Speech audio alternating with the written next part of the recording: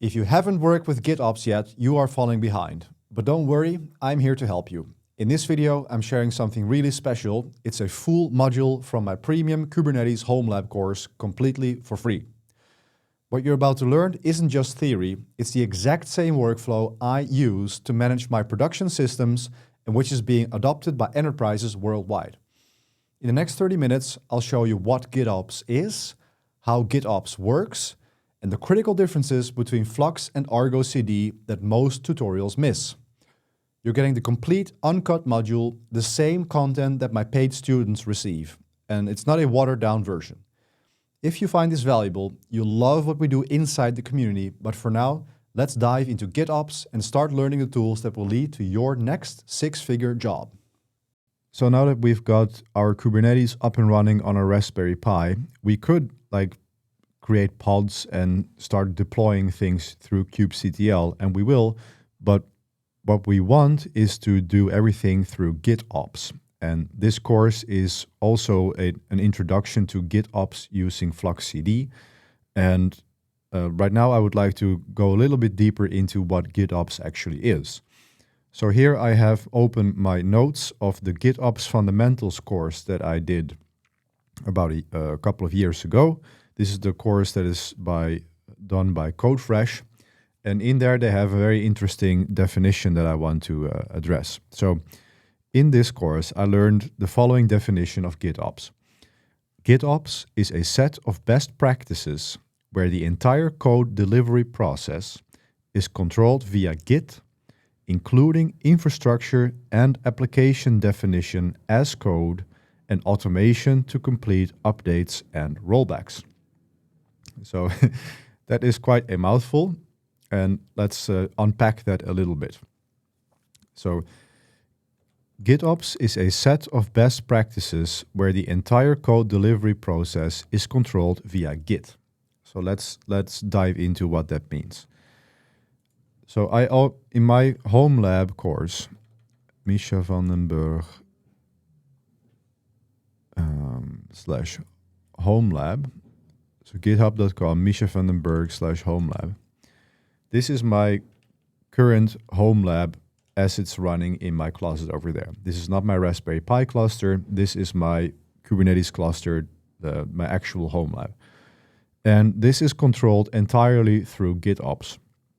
So this repository contains Kubernetes manifests that are being synced to the cluster through an automation, in this case, Flux.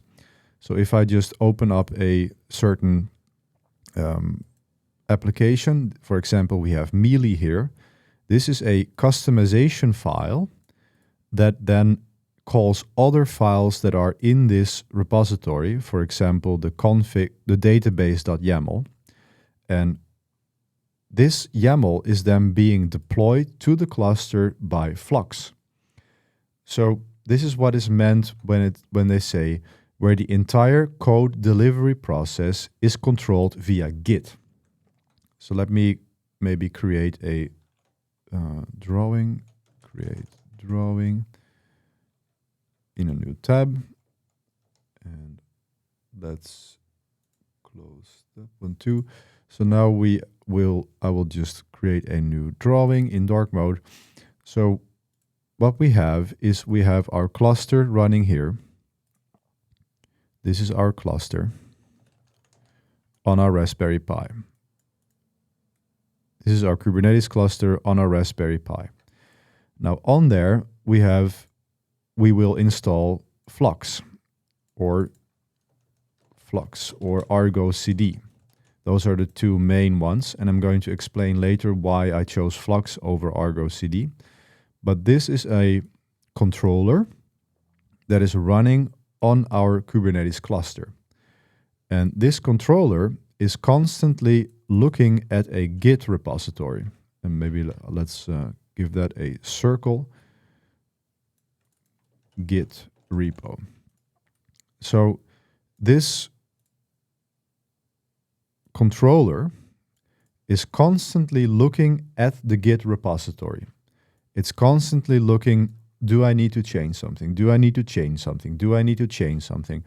And This is known as a reconciliation loop in Kubernetes. You're going to be finding this often in different concepts as well, but there's a reconciliation loop. So what Flux or Argo does when it is configured is that it is configured to look at a Git repo which contains configuration files, and then the controller is going to apply those configuration files to our Kubernetes cluster, and it's always going to make sure that those two are in sync. So when a change is made in the Git repo, that means that Flux or Argo CD are going to implement that change for us. So when I create, for example, this is a resource definition of a database cluster on my Kubernetes cluster. If I then were to change the storage size, for example, if I change this to 2 gigabytes, then Flux is going to detect that change, and then it's going to apply this YAML file. And it's the same process that would be k-apply f, and then my YAML.YAML. It basically does the same. It just applies that YAML file to you. But the important distinction here is that you are not imperatively telling kubectl to apply this file. No, you are defining a desired state in a Git repo, which is then being implemented by a controller, in this case Flux CD. So that's what is meant by where the entire code delivery process is controlled via Git. Now, there are some very important implications to that, because now, instead of needing access to the Kubernetes cluster itself, instead of needing access to the Kube API server, now all we need is access to the Git repo. And as you know, Git is, of course, created to collaborate on code bases. So the power of managing your Kubernetes through code is that you can collaborate. So this is all of the configuration that's running in my Kubernetes cluster. But the powerful thing is that now I can create pull requests to that code and then implement changes that way. So here I have an automation running on my cluster, and this is level 2. We're going to learn this as well in this course, but I'm just going to show you to drive the point home that I have a automation running that checks the tags in my current configuration and sees if there are updates available. This is done through Renovate, which is also what we're going to configure. But this automation is going to say, hey, maybe you should consider updating to the latest tag, which is 136. And if I then approve this pull request, then this code is going to change, and I can actually just do this right now. So there is a PR here, which is automatically created, but I could do it myself too, or a friend of mine could do it. They could change this version. Again, they change the image version in the code in this file. So if I open the file, just to, let me see, view file. If I open this file, this is just a deployment manifest of an application in my cluster, which then has an image line. And it's going to take a look at that line and see if that needs updates. Or if a friend of mine sees that I have configured a volume wrong, or they want to add a volume, they could submit a pull request and add a volume here, for example. So I'll go back to the pull request, and here it says, I suggest that you change this tag to 136.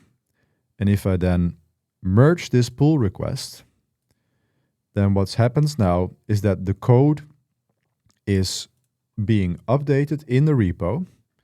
So now the latest version of main in my Kubernetes cluster has, let me see here, has version 136.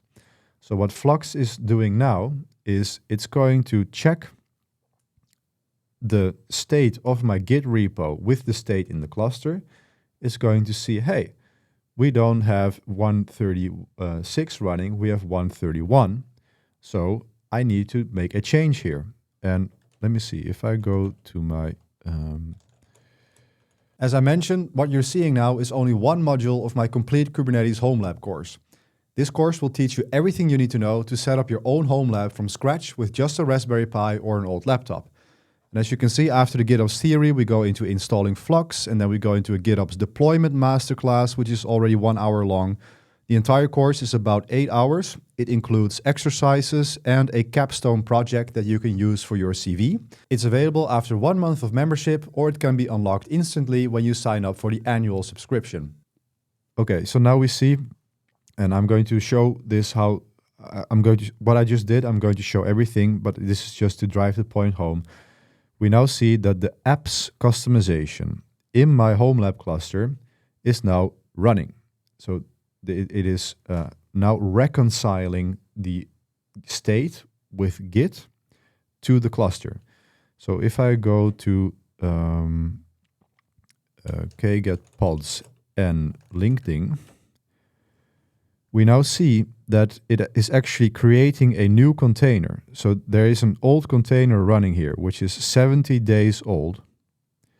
And it's now creating a new pod with the new version that we specified in our Git code. So if I repeat so maybe I could actually describe pod and LinkedIn, hopefully it's still there. Yes, okay, so here we will see that here the image is still 131. So that's the old pod. It's running 131, and it is now creating that container. It takes some time because it needs to pull the new image. Okay, so now we're done. So now it has finished pulling the image. And if I then describe pod and LinkedIn, and if I get the LinkedIn pod over here, then here we will see that it has now updated the image to 136 over here. So that's the power of GitOps. I just merged a pull request, and then Flux detected that change, and it updated the Kubernetes cluster for me. It updated the resource running on the Kubernetes cluster for me. So in this situation, you are not dealing with kubectl, you are not applying things by hand. No, you are telling in a Git repo, this is the state I want, this is what I need, and Flux will handle the rest. And that is the fundamental principle of GitOps.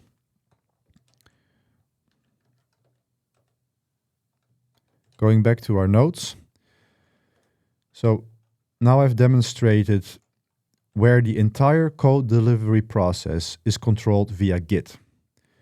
Now next, we go into including infrastructure and application definition as code.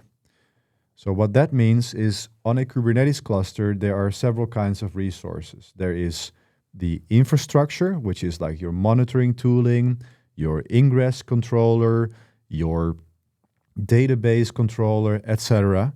That's what we call infrastructure. So that is defined as code, and application definition is defined as code. So when I go into my Homelab repo, then you will see there is an apps directory. And for my production cluster, you have comma feed and homepage and LinkedIn, etc. All these kinds of apps that are running there. So those are defined in code.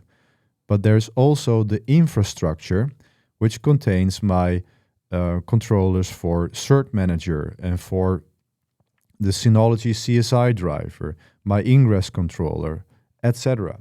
So it's both the infrastructure and the applications that are being defined in code and also managed by code. And finally, and automation to complete updates and rollbacks. So what I mentioned earlier was this renovate that is automatically checking the versions of the images that are running in my cluster, and I'm going to show you how to do this. But it's constantly checking, are these images that are running here, do they have an update available? can I update this? Is there a newer version available for me? So I don't have to worry about following along with change logs and everything. There's an automation at place for me that helps me to keep everything up to date. All I need to do is to just merge these pull requests and then it will update it for me. So code and automation to complete updates and rollbacks. Now that is also important because if I now go here and I go to my code and then I go to my commits, you see I have almost 1,000 commits to this repo, but here we see we have merged this pull request. But if this somehow was not right, if this led to problems, then here I have in Git the history of what happened. I can see, oh, at this time and place, I changed this to 136. So if my LinkedIn, let me see, am I even logged in there? Let me just check if I'm logged in. No, I'm not logged in. But if this is the actual update that we just did. So this is just running on my Homelab cluster. But if this now somehow wasn't working, then I could just go back and then take a look here and see, well, what happened? When did it happen? Did I make any changes? And if I want to revert this commit, I can just use the Git functionality to revert a commit. So I can either like use a git revert command, or I could just look at these changes and change them back. So I have a full history of what is being changed in my Git repo, in my Kubernetes cluster through these commits. So I can see exactly what I did when I did it. So here I did a fixed DB commit. Let's check out what was happening here. So here I downgraded my number of instances to 2. So if I somehow have a problem in the future, I can see, oh, when did I change that? So this is super important. This allows for history, and this allows for collaboration on projects. It allows for security because you don't need access to the API server anymore. Everything is handled through code, and it enables automation, like I just showed you with these automatic image updaters that I have. So this is the future. This type of workflow is how software should be deployed, in my opinion, because you have total control of what's happening, and you have all these opportunities for automation. So it's extremely powerful, and this is why I also want to have a Kubernetes Homelab instead of just a normal virtual machine, because I get to practice these kinds of practices in my Homelab. And I get the history. And the beauty of this is that this is all open to the public. So I have a fully public record of what I'm doing in my Homelab and what I'm learning. So I can show this to a potential employer. If someone asks me, what is your experience with Kubernetes or with GitOps? I just say, oh, well, check out my Homelab repo. I have about 1,000 commits in there. And you can see exactly what I'm learning. And I have exactly, a few hundred files of code here. And you can also, for example, see that I have lots of experience with the enterprise DB operator, for example. Here, the EDB operator. So I'm running databases on my cluster, and you can see exactly how I do it in the code. So you are doing a public record of your own learning by having this in a Kubernetes Homelab situation. So that is one of that's the fundamental principles of GitOps. Now let's look a little bit further what I've written down in my note. The key GitOps principles are: the entire system, infrastructure, and applications is described declaratively. So like I mentioned, you describe it in code and Flux handles it for you. The canonical desired system state is versioned in Git. We have the history. We can check back which commits changed what. Changes approved are automated and applied to the system. So when I approve a pull request, we have seen that Flux goes in and checks the difference and then implements that difference. And software agents ensure correctness and alert on divergence. So if there's somehow an error here, you can set up notification systems where Flux will say, for example, when it can't apply something or something is going wrong, you will get a message in your Slack channel, and then you can check out the error. So the key points here are the state of the cluster is always described in Git. Git holds everything for the application and not just the source code. So one thing to note here is that this code, it's not the actual application code. It's not the actual source code of the application. This is just the code. For example, if I show you my health API, let's check out that one. My health API, and I'm going to explain this directory structure in the next module. But my health API deployment, this is just the deployment file that contains the manifest of this application of how I want to run this in my Kubernetes cluster. So this application is actually something that I created myself. So github.com/misha-vandenberg/health API. This is an application that I wrote myself. This is just some Python code that enables me to insert stuff into a database that I'm running. It's a very simple application, but this is the actual application code.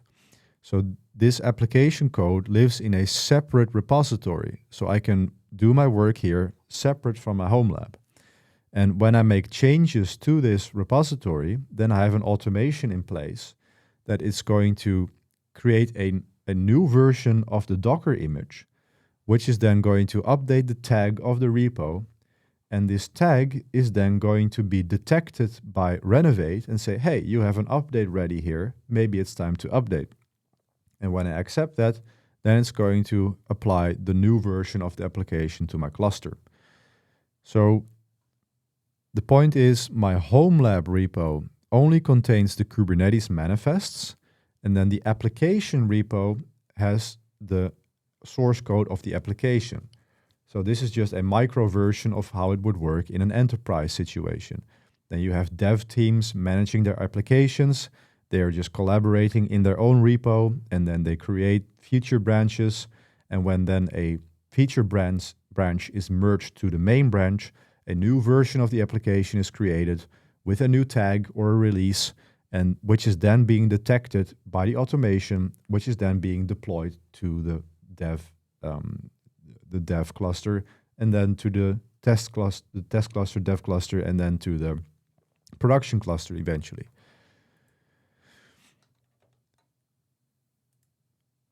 There is no, in the next point, there's no external deployment system with full access to the cluster. The cluster itself is pulling changes and deployment information. So again, we are not using Terraform to imperatively push stuff to the cluster. No, it's actually the cluster itself looking at the source of truth, in this case a Git repo, and it's then going to handle that implementation itself. And finally, the GitOps controller is running a constant loop and always matches the Git state with the cluster state. So this is what I meant with this reconciliation loop here. The GitOps controller is constantly looking at the Git repo, and whenever there is a drift, there is an update of the Git repo, then this is going to be implemented with by the GitOps controller.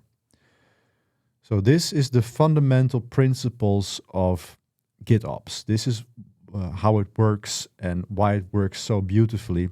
And maybe you can tell by the way I'm speaking about this, but I'm just completely in love with this kind of workflow. I think this is the future of software deployment. It is so clean, so well designed, and I think it's a very good move in your career to learn this. And this is why I also advocate having a Kubernetes Homelab so that you can practice this at home as well. So the last thing that I want to address is the choice between the GitOps controllers that we're going to use. So basically there are two big players in this space. There's Flux CD and there's Argo CD. CD standing for continuous deployment. And If you have been looking for jobs, then you might have seen both of these featured in job descriptions. I mean, they do the same job, but they have some differences. And I will explain the choice of Flux and why I use it in my home lab as contrary to Argo CD. I mean, I've worked professionally with both, and they're both great tools and they work very well. But I chose Flux for my home lab for several reasons. One of them being that Flux, although it has a UI, Flux really motivates you to work more from the command line. So Flux has a wonderful CLI, and it has, if I get Flux get customizations, it really forces a more GitOps workflow, in my opinion, because they don't have a very rich UI. Argo CD, on the other hand, has a very rich UI where you can do so many things and you can perform lots of actions, and it has like RBAC, and it's really designed for collaborating with teams and such, and it's super powerful. But I actually think it can be a bit overwhelming. It is a bit too much if you are just learning GitOps. You're just trying to wrap your mind around these concepts. Secondly, it is also, I mean, it is relatively simple to get it started. But since you are doing so much through a web UI, then you don't seem to get that hands-on practice from the CLI as you would get from Flux, as we will see later.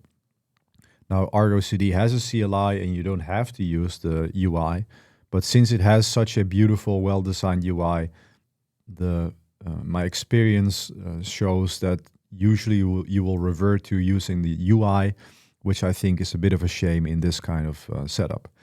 So Flux really forces you to think the GitOps way because it doesn't have a UI.